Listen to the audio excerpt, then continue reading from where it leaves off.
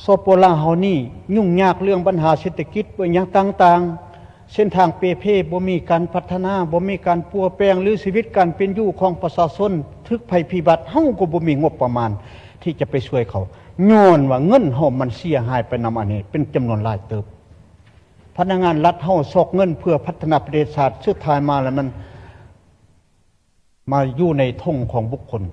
ประเทศชาติเฮาละทุกข์ข้าพเจ้าสมาชิกสภาแห่งชาติเขตเลือกตั้งที่8 กุมภาพันธ์อยากขอมีคำเห็นแลกเปลี่ยนต่อกับงานกวดกางานตรวจสอบแห่งรัฐบนพื้นฐานเขาแสดงความสมเชยยองยอสมเชยเกี่ยวกับผลงานขององค์การกวดกาและตรวจสอบที่ได้เอาใจใส่จัดตั้งปฏิบัติหน้าที่ของตนเองในระยะผ่านมานี้ซึ่งแสดงออกเห็นพ้นของการกวดกาตรวจสอบเห็นพนักงานละเมิดกฎหมายและพ้นเสียหายวัตถุและเงินคำเป็นจำนวนหลวงหลายในระยะ5 ปีผ่านมานี้สันดานนี้เคียงคู่กับผลงานดังกล่าวนั้นข้าพเจ้านี้อยากมีความเห็นแลกเปลี่ยนต่อกับงานกวดกาและตรวจสอบนี้อันที่หนึ่งในระยะผ่านมานี้พวกเฮานี่เคยเว้ากันแล้วเนาะเกี่ยวกับงานกวดกาตรวจสอบนี้เป็นเวียกงานสำคัญเป็นเวียกงานกวดกาและวัดแทกพนักงานของพวกเฮานี้ได้เป็นพนักงานที่มีคุณภาพดีแต่ว่าตัวจริงแล้วเฮากวดแล้วในระยะผ่านมานี้เฮากวดแล้วเฮามอบให้องค์การที่เกี่ยวข้องเป็นผู้แก้ไขแต่อยู่ในนี้ก็มีคำว่าถ้าผู้ที่ได้รับพ้นโครงการกวดกาตรวจสอบนั้นหากบ่แก้ต้องได้แก้กับผู้บ่แก้นั้นแต่มาบ้านถึงปัจจุบันนี้พวกเฮาก็ยังเฮ็ดบ่ได้อันปัญหาตัวนี้เนาะจังซั่นนี้เว้าเรื่องเวียงงานกวดกาในรัฐบาลแต่เฮานี่ทุ่มเทงบประมาณใส่เวียงงานกวดกาตรวจสอบเนี่ยบ่แม่นเรื่องธรรมดาหลายตื้อพอสมควรมาดาทางแต่เฮาสิกู้เอาปัญหาที่รัฐบาลเฮาลงทุนนี้ยังกู้ได้น้อยที่สุดเมื่อสภาพเป็นอันนั้นข้าพเจ้าว่าจักมีคำเห็นแลกเปลี่ยนอันที่หนึ่งมันอยากให้องค์การกวดกาและตรวจสอบเนี่ยกวดกับผู้ที่บ่แก้ตัวนี้นะมันเหตุผลหยังผู้บ่แก้มันจังบ่แก้มันมีการพัวพันกันเนี่ยเลยเฮาคิดว่าคันเฮาเอาใจใส่จุดนี้นี่คิดว่าผลของการกวดกาตรวจสอบนี่คือสิได้เนาะ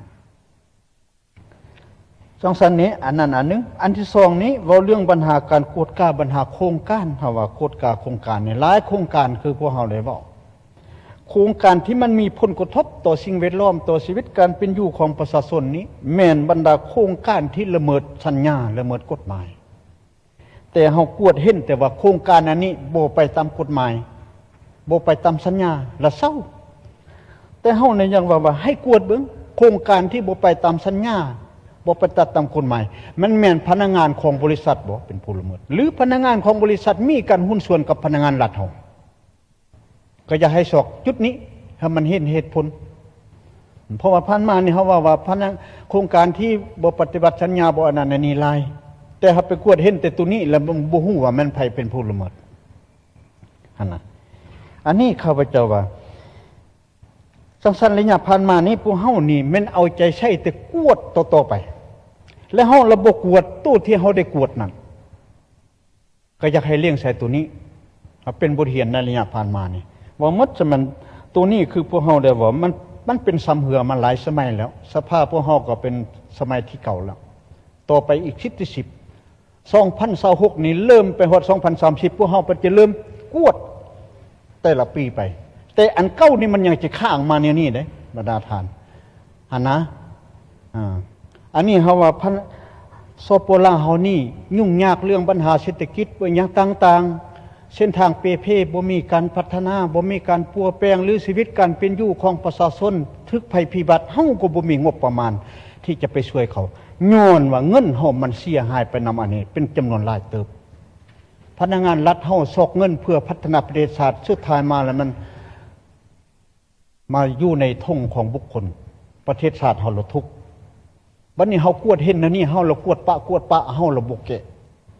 ในปัจจุบันนี้บ่ต่างหยังกับดร.กวดพยาธิกวดระบบปัวพยาธินั้นมันก็บ่ดีจักเทื่ออันนี้เป็นปัญหาสำคัญข้าพเจ้าคิดว่า อยากให้รัฐบาลนี่มันเร่งใส่ตัวนี้ซะก่อนเนาะแล้วอันนั้นถ้าจากนั้นคำเสนอในข้าพเจ้าอยากเสนอนำรัฐบาลว่าหรือองค์การกวดก้ากวดสอบนี่ควรหันทิศบ่เฮาบ่เฮ็ดว่ากวดก้ากวดสอบเห็นแล้วมอบให้องค์การที่เกี่ยวข้องแก้ไขนี่บ่เฮ็ดแล้วบ่แนวนี้เพราะเฮาเฮ็ดผ่านมามันบ่ได้ผลเลยเด้ควรมอบให้องค์การเฉพาะกิจบ่เพราะว่าแต่ละแขวงมันมีได้องค์การแก้ไขตัวนี้ถ้าว่าสิแก้ทางบริหารแม่นมอบให้องค์การดังกล่าวนี้ถ้าว่าผ่านการกวดกาหรือกวดสอบเห็นว่าผู้เกี่ยวแม่นละเมิดกฎหมายก็ต้องส่งให้กระบวนการยุติธรรมดำเนินคดีเพราะว่าเฮามีปัญหาเฮาฮู้เลยที่ผ่านมานี่จักกี่สมัยนะเฮากวดแล้วเฮามอบให้องค์การที่เกี่ยวข้องแก้มันบ่แก้ได้ก็ย้อนเฮาบ่กวดกับจาอันผู้มันบ่แก้นั้นเฮาละบ่กวดผู้นี้มันจังแก้บ่ได้คันพนักงานทั่วไปนี่ไงขออนุญาตได้บรรณาฐานมันจะมีนะนี่เด้มันละมีแต่เบื้องเทิงลงมากับผู้น้อยนี่มันละมีส่วนเกี่ยวพันกันมันละแก้ยากปัญหาตัวนี้คันเฮาฮักบ่เอาใส่ปัญหาตัวนี้ในประเทศชาติเฮานี่ยากได้บรรณาฐานอันเฮาเว้าว่าสิก้าวขึ้นสังคมนิยมนี่นะเพราะว่าเดี๋ยวนี้ทรัพย์สินเฮาทั้งหมดมันเสียหายไปหมดแล้วแต่บัดนี้เงินค้ำแต่เฮานี่กวดเห็นอันบ่มันอยู่นะแต่เฮาเราเอาขึ้นบ่ได้อันนี้ทัศนะของข้าพเจ้านี้จะขอมีคำเห็นแลกเปลี่ยนกับรัฐบาลนั้นสงสัยในข้าพเจ้าขอมีคำเห็นมาหอนนี้